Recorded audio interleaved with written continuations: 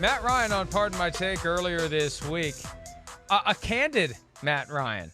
You got a good way of getting people to loosen up. It's almost like they forget that their words are being recorded to be played later, because he could get, and he knew it. He knew he could get roasted for it. He said, "Yeah, we're going to win 12 games. Yeah, I'm the best quarterback in the division." Although, in fairness, he is the best quarterback right now in the division. We talked earlier this week about how, with all of the obsession about the Buccaneers and the Saints, and they play week one, and Tom Brady and Drew Brees, combined age of 84, future Hall of Famers, Matt Ryan is still pretty damn good. And the Falcons finished strong last year, 6-2 after starting 1-7, just like the Jets did.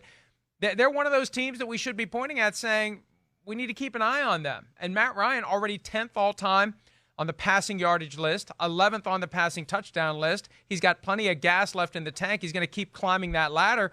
We just kind of wrote the Falcons off after they blew the 28-3 lead in Super Bowl 51. They continue to exist. They continue to have Julio Jones. They continue to have Matt Ryan. They continue to have great players, and they are a team that I think they should be concerned about in the NFC South.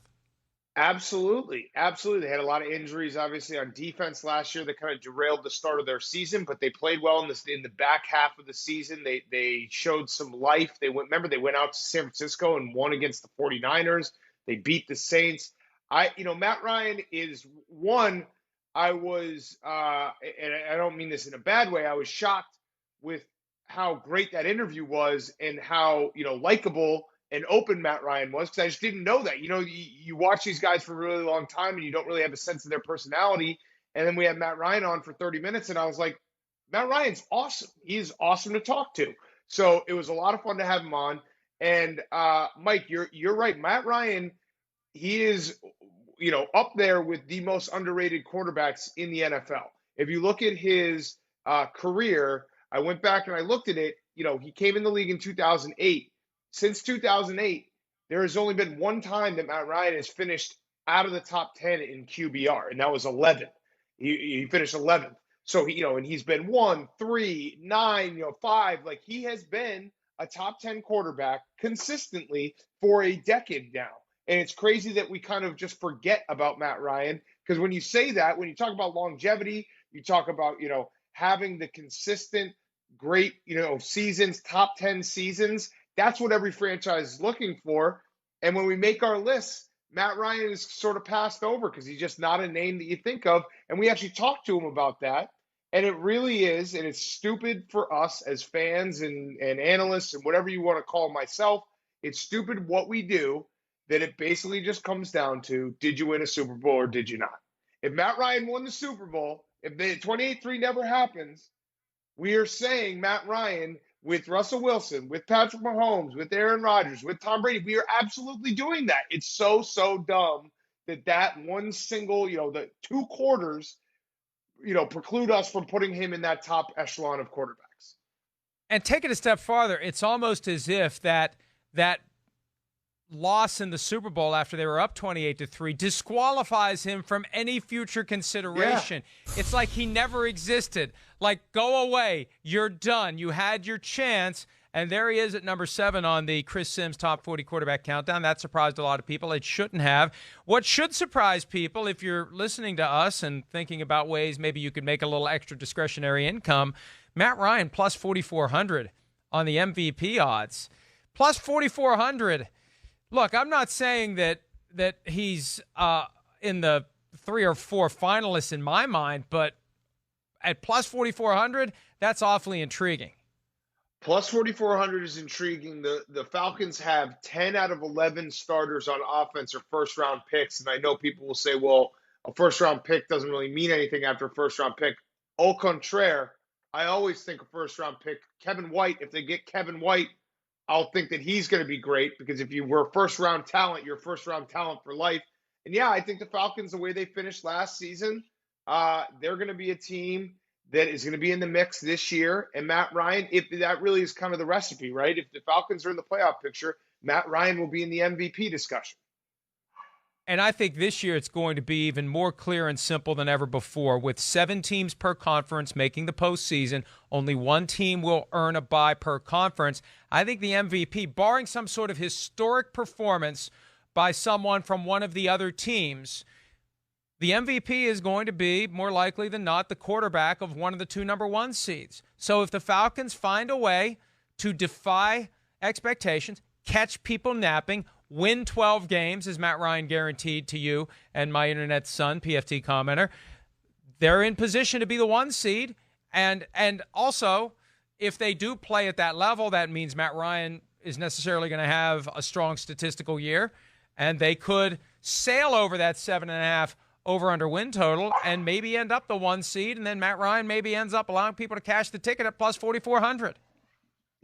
I'm looking right now at the Falcons' schedule. It's not easy. There's, they open with the Seahawks and then going to the Cowboys. Those aren't going to be easy games. But I just think, especially the Dan Quinn thing was fascinating to me last year, Mike, because they really, you rarely do see that where a team truly does play for their coach's job and the guy ends up keeping his job. I don't know if that's a good thing or a bad thing. Because, I think Dan Quinn's a fine coach. I don't think he's a great head coach, but he's a good coach. And that locker room coming together and not quitting on the season, does it matter for this year? I don't know. I mean, I tend to think that it would, but who knows?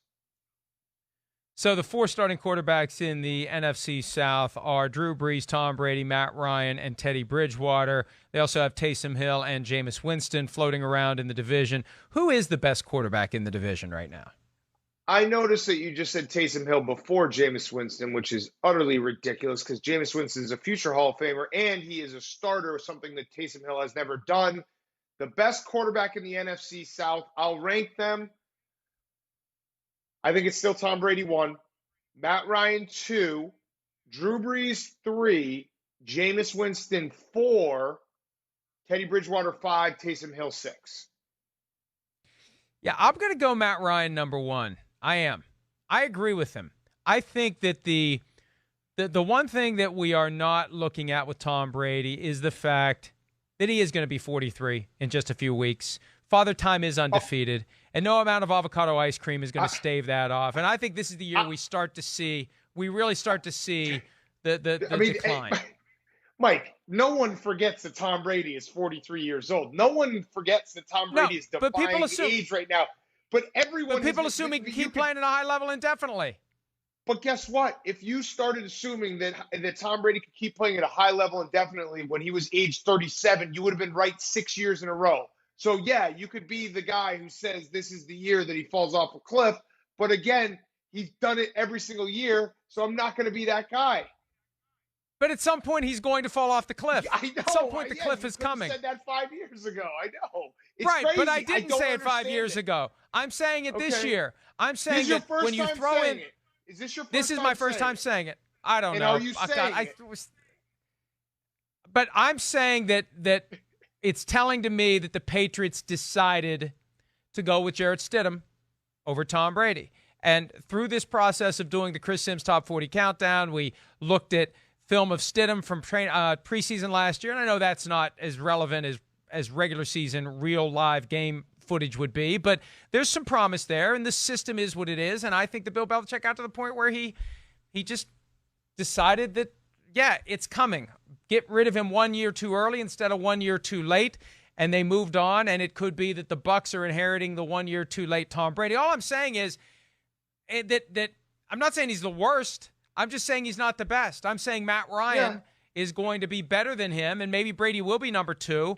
But I just think the ability to be at that highest possible level, it's not there anymore. And look, maybe he's out there defying the NFLPA to prove us all wrong, and maybe that's why he's willing to risk getting and transmitting the virus. But I think that at a minimum, he's not the best quarterback in the division. Where he falls after that remains to be seen. Hi, I'm Mike Tirico, and thanks for watching. Make sure to hit subscribe for the latest news and highlights from NBC Sports.